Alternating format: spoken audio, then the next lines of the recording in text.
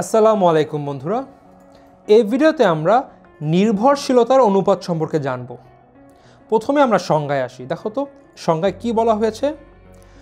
কোনো দেশের 14 বছর বা তার কম, দেখো 14 বছর বা তার কম, আমি একটি সাইড করলাম, এবং 65 বছর বা তার বেশি, আরেকটি গ্রুপ করলাম 65 বছর বা তার বেশি বয়সের জনসংখ্যার সমষ্টিকে 15 থেকে 64 বছরের জনসংখ্যার দ্বারা ভাগ করে 100 দ্বারা গুণ করলে যে মান পাওয়া যায় তাকে নির্ভরশীলতা অনুপাত বলে। সো এই সংখ্যাটি আসলে আমাদের যে সূত্র আছে তার মাধ্যমে করা হয়েছে।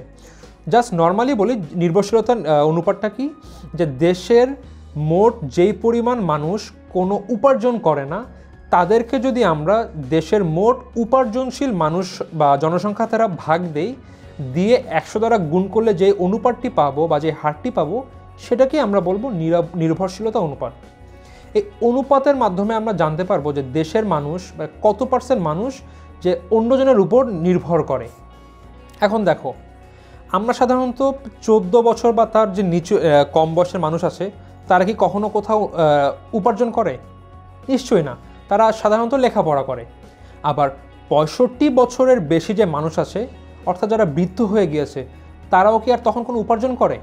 না, তখন কিন্তু তারা সাধারণত বাসায় বসে থাকে, কারণ তাদের একটি বয়স হয়ে গেছে এবং তাদের যে আয় করার বয়স এটি শেষ হয়ে গিয়েছে। এর মাঝখানে যে মানুষগুলো থাকে 15 বছর থেকে 64 বছর, এরা কিন্তু উপার্জন করে।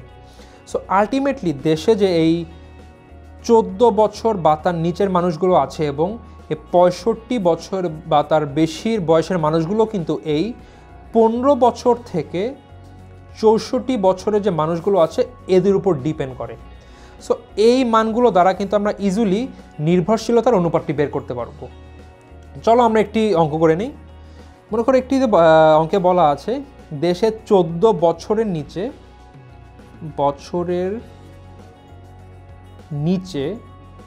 14 বছর বা তার নিচে জনসংখ্যা হলো মনে করো 2.5 কোটি,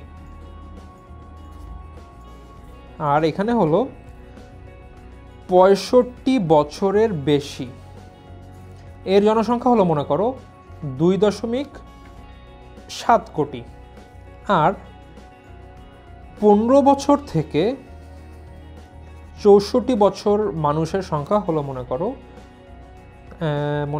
8.3 কোটি। সো এখান থেকে আমার বের করতে হবে যে নির্ভরশীলতা অনুপাত কত। সো আমি প্রথমে সূত্রটি বসিয়ে দিই। এই নির্ভরশীলতা অনুপাত মনে করো ডি দিয়ে প্রকাশ করলাম, ইকুয়াল টু পি 0 থেকে 14 প্লাস পি 65। আমি এটা কেন দিলাম দেখো, কারণ 14 জনসংখ্যা হচ্ছিল 0 থেকে 14 বছর যোগ 65 বছর প্লাস, আর ভাগ করব হচ্ছিল জনসংখ্যা দিয়ে 15 থেকে এই 64 বছর ইনটু 100। সো আমার সূত্র অনুযায়ী দেখো আমি কিন্তু সংজ্ঞা থেকে সূত্র ডেভেলপ করতে পারছি। অনুপাত আমি ডি দিয়ে প্রকাশ করলাম, তোমরা চাইলে মনে করো এক্স দিয়েও প্রকাশ করতে পারো, কোনো অসুবিধা নেই। পি 0 থেকে 14 বছর নিচে হচ্ছিল, আমি মান বসিয়ে দিই 2.5 যোগ 65 বছরের বেশি হচ্ছিল 2.7, আর নিচে হচ্ছিল 15 থেকে 64 হলো 8.3 ইন্টু 100। সো আমরা যদি এটি ম্যাথ করি তাহলে আমাদের মান কত আসবে দেখি তো।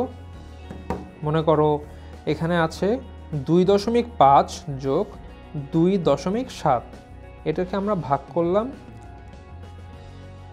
8.3, যেটি আসবে ইন্টু 100। সো দেখা যাবে ইকুয়াল টু 62.65% হলো দেশের নির্ভরশীলতা অনুপাত বা হার। অর্থাৎ দেশে মোট 62% মানুষ, 62 জন মানুষ 100 জন মানুষের উপর ডিপেন্ড করে। সো যেই দেশের নির্ভরশীলতা হার যত কম সেই দেশ কিন্তু তত বেশি উন্নত, কারণ সেখানে একজন মানুষ অন্যজনের উপর নির্ভরশীল নয়। আর যেই দেশে এই নির্ভরশীলতার অনুপাত যত বেশি সেই দেশের অবস্থা কিন্তু ততটা খারাপ, কারণ সেই দেশে বেশিরভাগ মানুষ অন্যজনের উপর নির্ভর করে। আশা করি তোমরা নির্ভরশীলতা অনুপাত কী এটা বুঝতে পেরেছো এবং এখানে ম্যাথগুলো তোমরা কোন সূত্র দিয়ে সলভ করবা এটাও জানতে পেরেছো। এই ভিডিওতে এ পর্যন্তই, দেখা হচ্ছে পরের ভিডিওতে।